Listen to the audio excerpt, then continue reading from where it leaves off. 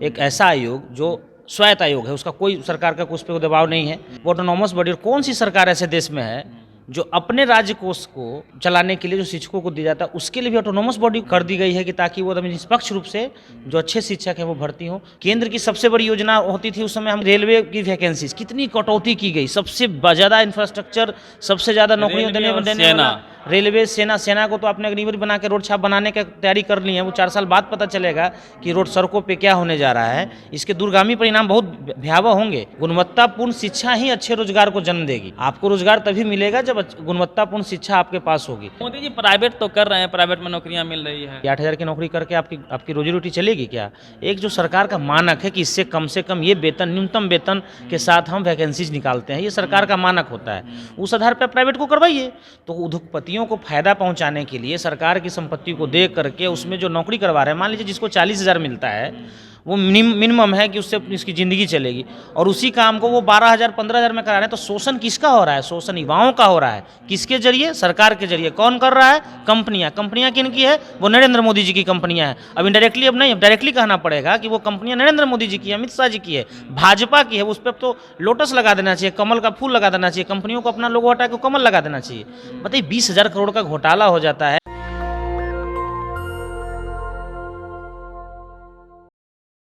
बिहार में युवाओं के लिए खुशखबरी है। बिहार सरकार ने शिक्षा विभाग में 1,71,000 नए पदों को सृजन हेतु अधिसूचना जारी कर दी है।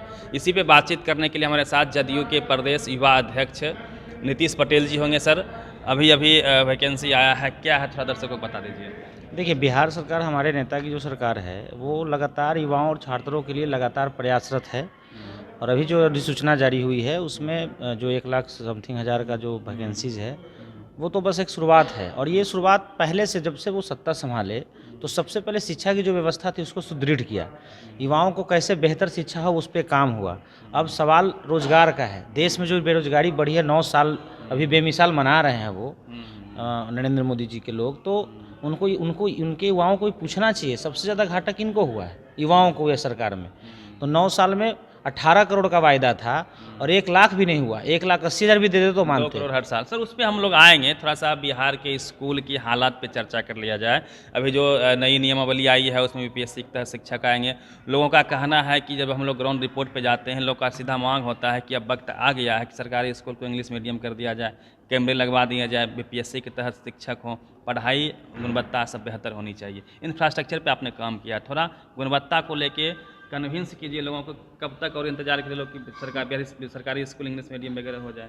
देखिए, गुणवत्तापूर्ण शिक्षा के लिए तो काम हुआ ना। अभी बीपीएससी अब लोगों को, शिक्षकों की बहाली करेगी। कितने अच्छा चीज़ है कि अब एक ऐसा आयोग जो स्वायत्त आयोग है, उसका कोई सरकार का उस पर दबाव नहीं है, कोई इस तरह का नहीं है, वो ऑटोनॉमस बॉडी। और कौन सी सरकार ऐसे देश में है जो अपने राज्य कोष को चलाने के लिए जो शिक्षकों को दिया जाता है उसके लिए भी ऑटोनॉमस बॉडी को ये कर दी गई है कि ताकि वो निष्पक्ष रूप से जो अच्छे शिक्षक हैं वो भर्ती हो। तो ये बहुत अच्छा सराहनीय कदम है। इससे अच्छे गुणवत्ता सुधार होगा। और कुछ लोग इसका विरोध भी कर रहे हैं। विरोध, देखिए, विरोध इसलिए कर रहे हैं, देखिए, शिक्षकों के साथ दिक्कत क्या है ना कि अभी बिहार में हमेशा से शुरुआत जब स्थिति थी तो क्या थी, स्कूल नहीं थे, टीचर नहीं थे। तो उस समय जो कमेटी थी वो रिपोर्ट दी, उस आधार पे शिक्षकों की बहाली हुई। धीरे धीरे उसमें लगा कि नहीं, चूँकि उनके आंदोलन होते रहे, होते रहे, तो फिर लगा कि नहीं, एक अच्छी चीज़ें हैं, तो सरकार ने तो बीपीएससी कर दिया। अब गुणवत्तापूर्ण शिक्षा, पूरे बिहार के जो परिवार है, जो उनके बच्चे पढ़ते हैं सरकारी स्कूलों में, वो बहुत खुश हैं। क्योंकि एक बीपीएससी जैसी संस्था शिक्षकों की बहाली करेगी तो उसका गुणवत्ता का समझ सकते हैं मानक कितना होगा, जिससे डीएसपी, डीएसडीएम, इन सबों की बहाली होती है, न्यायिक सेवा की बहाली होती है। तो इस सब चीज़ के लिए बहुत बहुत धन्यवाद है मुख्यमंत्री जी को कि गुणवत्तापूर्ण शिक्षा की ओर कदम बढ़ाए हैं। और इससे, और अभी आपका जो सवाल था रोजगार, गुणवत्तापूर्ण शिक्षा ही अच्छे रोजगार को जन्म देगी। आपको रोजगार तभी मिलेगा जब गुणवत्तापूर्ण शिक्षा आपके पास होगी। और बिहार जैसे जो स्टेट है, यहाँ पे नौकरियों की बहुत ज़रूरत है, क्योंकि यहाँ हमारा लैंडलॉक एरिया है। लैंडलॉक्ड होने की वजह से हम यहाँ उस तरह से इंफ्रास्ट्रक्चर नहीं क्रिएट कर सकते हैं जो बिजनेस व्यवसाय को ज़्यादा बढ़ोतरी मिले। तो यहाँ के युवाओं में कृषि भूमि क्षेत्र है, तो एग्रो बेस्ड, एग्रीकल्चर बेस्ड जो भी इंफ्रास्ट्रक्चर है उसी पे काम होगा। तो यहाँ के स्टूडेंट के पास एक ही ऑप्शन ज़्यादा से ज़्यादा बच जाता है कि वो सरकारी नौकरियों को प्राप्त करें। केंद्र की सबसे बड़ी योजना होती थी उस समय, हमको याद है कि आप लोग भी, हम लोग पढ़े हैं, हम लोग भी युवा हैं, तो आप समझिए कि रेलवे की वैकेंसीज कितनी कटौती की गई। सबसे ज़्यादा इंफ्रास्ट्रक्चर, सबसे ज़्यादा नौकरियाँ रेलवे और देने वाला रेलवे, सेना को तो आपने अग्निवीर बना के रोड छाप बनाने की तैयारी कर ली है। वो 4 साल बाद पता चलेगा कि रोड सड़कों पे क्या होने जा रहा है। इसके दूरगामी परिणाम बहुत भयावह होंगे। अब तो गांव जाते हैं सर, कोई तैयारी भी नहीं करता है, चूँकि गांव में चूँकि उनके पास पैसे नहीं है, कोई शहर में आके बड़ी बड़ी तैयारी कर सके। वो तो रेलवे की तैयारी करते थे, ग्रुप डी की तैयारी करते थे, सेना की, तो कोई कर भी नहीं रहा है। देखिए, बात है कि तैयारी करते करते थक चुका है। जिसका बाल दाढ़ी वाइट था वो पक गया है, उसके बाद भी नौकरी निकले तब तो बेचारा एग्जाम दे। उसका एग्जाम का तैयारी तो भरपूर है, वो 100 में 90-95 लाने के लिए तैयार है, लेकिन उसको परीक्षा तो ले, तो परीक्षा होने से पहले क्या होगा, वैकेंसी निकलेगी, वो भी बंद है। तो मोदी जी प्राइवेट तो कर रहे हैं, प्राइवेट में नौकरियां मिल रही है। देखिए, प्राइवेट में नौकरियां मिल रही है, 8,000 की नौकरी करके आपकी रोजी रोटी चलेगी क्या? एक जो सरकार का मानक है कि इससे कम से कम ये वेतन, न्यूनतम वेतन के साथ हम वैकेंसीज निकालते हैं, ये सरकार का मानक होता है। उस आधार पर प्राइवेट को करवाइए। तो उद्योगपतियों को फायदा पहुंचाने के लिए सरकार की संपत्ति को देख करके उसमें जो नौकरी करवा रहे हैं, मान लीजिए जिसको 40,000 मिलता है, वो मिनिमम है कि उससे इसकी ज़िंदगी चलेगी, और उसी काम को वो 12,000 15,000 में करा रहे हैं। तो शोषण किसका हो रहा है? शोषण युवाओं का हो रहा है। किसके जरिए? सरकार के जरिए। कौन कर रहा है? कंपनियां किन की है? वो नरेंद्र मोदी जी की कंपनियां हैं। अब इनडायरेक्टली, अब नहीं, डायरेक्टली कहना पड़ेगा कि वो कंपनियां नरेंद्र मोदी जी की है, अमित शाह जी की है, भाजपा की है। उस पर तो लोटस लगा देना चाहिए, कमल का फूल लगा देना चाहिए, कंपनियों को अपना लोगो हटा के कमल लगा देना चाहिए।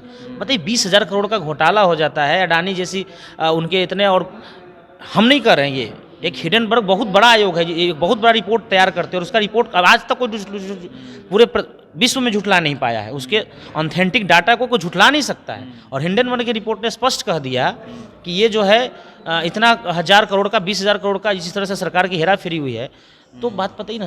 तो कंपनी किसका है? बीजेपी का कंपनी होता जा रहा है देश।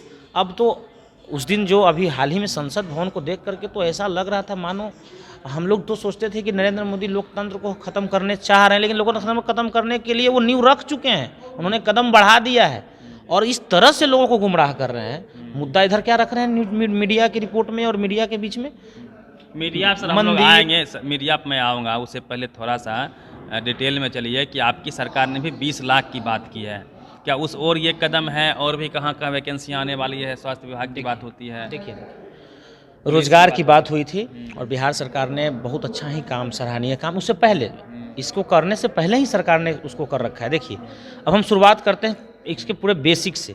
स्टूडेंट है, फ्री एजुकेशन, महिलाओं को, लड़कियों को फ्री एजुकेशन। उसके ऊपर हम आते हैं तो लड़कियों को आगे लाने के लिए मुख्य धारा में आरक्षण, मतलब वो तो और पीछे चले गए। हम उसके ऊपर आ रहे हैं, हायर एजुकेशन की तरफ आते हैं। 4 लाख तक का लोन आपको पढ़ने के लिए, ताकि पढ़ के आप नौकरी ले, आगे बढ़े समाज में। उसके ऊपर जब आते हैं तो रोज़गार करने के लिए 1% इंटरेस्ट, 2% इंटरेस्ट पे पूरे देश में कोई ऐसा राज्य है क्या जो 4 लाख फ्री में पढ़ने के लिए दे रहा होगा? आपको देना होगा, अगर आप उस लायक नहीं बन पाए तो नहीं देना होगा। इस तरह का कोई योजना नहीं है। उसके बाद नौकरियां नहीं है तो रोजगार सृजन के लिए 10 लाख का लोन, 5 लाख का लोन, जितना आपके पास वो बनाना चाहते हैं वो बनाइए। केंद्र की तो यही थी योजना, उसको तो हम लोग के बहुत सारे लोग मित्र, हम भी खुद उसमें भागी हैं कि हम लोग अप्लाई किया और आज तक तो कुछ रिपोर्ट ही नहीं आया। मुद्रा लोन किए थे क्या?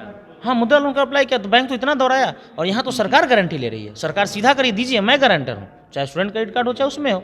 और यहाँ जितना लोन मिला है, एक बात स्पष्ट कर दूं कि बिहार सरकार 20% अपने बजट का एजुकेशन पे खर्च करती है, लगभग 40 करोड़ का उसके आसपास में हर साल बजट होता है इसमें। देखिए, बजट पे खर्च करती है, एजुकेशन पे, और इसी तो स्थिति है कि हम बिहार हर चीज़ में आगे हुआ है, सिर्फ और सिर्फ शिक्षा को बेहतर करके। अभी तो और बेहतर करना है। बेहतर, पूरा विश्व जब आगे बढ़ता है तो पीछे पीछे हम भी आगे बढ़ते हैं। वो तो नॉर्मल फिनोमेना है कि जब हम बच्चा थे तो हाफ पैंट पहनते थे, बड़ा हुए तो पैंट पे आए, और बड़ा हुए तो बढ़िया से घड़ी पहने। तो वो सिस्टम है, जैसे जैसे आप डेवलप करते जाते हैं, वर्ल्ड जैसे जैसे फॉर्मेशन होता है, उसी अनुसार वो विकास की रफ्तार है सबको मिलती है। हम लोग 24 पे चलेंगे। 24 में चुनाव है, और नीतीश कुमार प्रमुखता से विपक्षी एकता को एकजुट करने के लिए वो लगातार पूरे देश भ्रमण कर रहे हैं। ऐसा सूत्रों के हवाले से पता चल रहा है कि 12 जून को शायद यहाँ पे एक बड़ी बैठक होने वाली है। उसको लेके क्या तैयारी है जदयू की, और फार्मूला क्या होगा 24 के चुनाव का?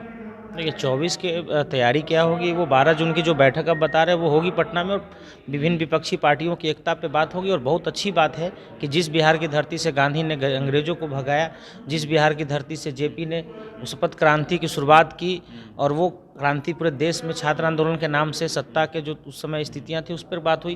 तो ये बिहार की धरती क्रांति की धरती, और यहीं से क्रांति शुरू होती है और ये परिवर्तन लाती है। देश में जो स्थितियाँ आज बनी हुई है, ये तो समझ लीजिए आप कि ये देश में सिर्फ हमको खाने का अधिकार है, बोलने का अधिकार बचा हुआ है थोड़ा बहुत, वही बोलते हैं तो कहाँ जाता है। मीडिया को भी जिस तरह से ताला लगा दिया गया है, वो सिर्फ और सिर्फ अपने प्रचार के लिए। तो ये जो विपक्षी एकता की मुख्यमंत्री जी ने जो काम किया है वो बहुत ही सराहनीय, बहुत अच्छा काम है। देखिए आप कारगर हो पाएगा। कारगर दिख रहा है। आप देख लीजिए ना, कर्नाटक में तो अब धर्म के नाम पे भी वोट मांगने पे जनता ने समझ लिया। ये सब उसी का देन है कि वो एकता की बात हो रही है। और एकता, आप देखिए इसको समझना पड़ेगा डाटा से। 36% वोट आए किनको? नरेंद्र मोदी जी को आए विगत चुनाव में। 64% वोट किसको आए? उनके खिलाफ आए।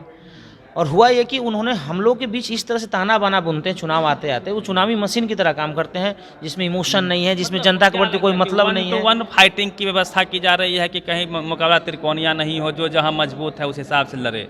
ये फॉर्मूला है क्या? देखिए जनता के वोट को, जनता की वोट तो है कि 64% आबादी नहीं चाहती नरेंद्र मोदी की सरकार बने। उस वोट को इकट्ठा करना है, वो एक वोट को इकट्ठा करना है। और जब उसके अगर वो लोकतंत्र बचेगा, देश बचेगा, तभी पार्टियां बचेंगी और हम लोग का राजनीति और हम लोग का देश समाज जो आज आवाज़ के साथ बोल पाते हैं वो बचेगा।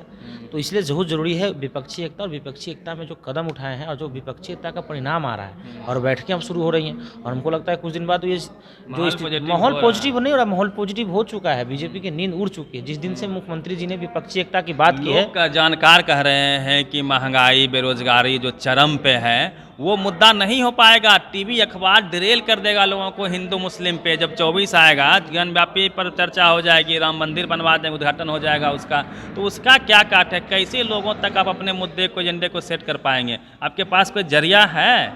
देखिए बात सही बोल रहे हैं कि वो मुद्दे से भटकाना चाहेंगे और उसके लिए अपना पूरा हथकंडा अपनाएंगे।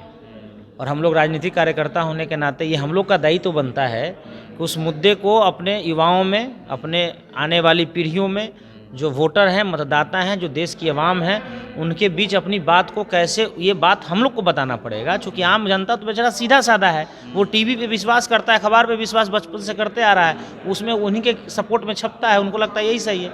तो ये बात हम लोग को बताना पड़ेगा। और आज के डेट में जान लीजिए कि युवा अगर चाह ले तो युवा, और जिस तरह से हम लोग का अभियान भी है कि एक एक आदमी तक अपनी बात पहुंचाना और सच बात पहुंचाना कि ये काम हो रहा है, केंद्र की सरकार क्या कर रही है, तो ये सब उनके कहने दीजिए। अभी तो कर्नाटक में जय बजरंगबली बोले और बजरंगबली ने उनको तो पटक दिया, और हम लोग की जीत हुई और विपक्ष की जीता। मुद्दे पे मतदान कर पाएगी यदि प्रयास किया जाए तो? देखिए जनता का पहले पेट, वस्त्र, उसके बच्चों की शिक्षा बहुत ज़रूरी है। और धर्म, सनातन हिंदू धर्म तो बहुत पुराना है। ये भाजपा के आने से थोड़ी धर्म बदलेगा। धर्म वही है, मजहब वही है, सब लोगों के साथ मिल के तो हम लोग रहते रहे हैं। हमारे पूर्वज भी रहे, दादा परदादा जो भी पुराने रहे सब रहे, आज भी हमारे कहाँ दिक्कत हो रहा है। तो ये, और आप हमको आज के डेट में कितना दिन चलेगा? चलना था जितना दिन चला लिया। अब जनता भी समझ गई, पुलवामा में करा लिया, सत्यपाल मलिक जी उजागर कर ही दिए, अब दोबारा आप वो भी नहीं कर सकते हैं कि सेना को भी आप मान लीजिए हत्या करवाना चाह रहे थे। सेना की हत्या ही ना है भाई। अगर सत्यपाल मलिक के कथन सही हैं, जिन्होंने स्पष्ट कहा है, तो सेना की हत्या कराई है नरेंद्र मोदी सरकार ने। मंदिर के नाम पर लोगों के दंगे करवाएगी नरेंद्र मोदी सरकार। तो ये सब जनता धीरे धीरे समझ गई, उनकी मोनोपोली को समझ गई है। और बहुत जल्द आने दीजिए, 6-7 महीना का वक्त है। जितना मज़ा लेना है इनको लेने दीजिए, जितना विदेश घूमना है घूम लेने दीजिए, जितना जनता को बर्बाद करना है कर लेने दीजिए, जितना युवाओं को शोषण करना है कर लेने दीजिए। 24 के बाद शोषण बंद, विपक्षी एकता मजबूत होगी माननीय नेता नीतीश कुमार के नेतृत्व में। और उनका जो काम है, पहल है, उस पर हम लोग मजबूती के साथ रहेंगे। और विपक्ष की एकता इस बार नरेंद्र मोदी को पटकनी देगी, और बेहतरीन पटकनी के साथ उनको सीधे सत्ता से बाहर जाएंगे। और उसके बाद पता चलेगा कि ईडी सीबीआई क्या होता है। और ईमानदारी से जब ईडी सीबीआई जांच करेगी ना, ईमानदारी से, अभी तो बेईमानी से करवा रहे हैं, जब ईमानदारी से भी जांच करेगी ना, तो उनके नेताओं के घर एक एक नेता नहीं बचेंगे। और शायद हमको तो लग रहा है कि वो लोग बाहर में, विदेश में बना लिए होंगे भागने की तैयारी। वो सारा शिफ्ट किए हुए हैं, भागेंगे लोग सब। देश भगोड़ा भी होने जा रहे हैं 24 के बाद। नीतीश कुमार कहते हैं कि जो 14 में आए थे वह 24 में नहीं आएंगे।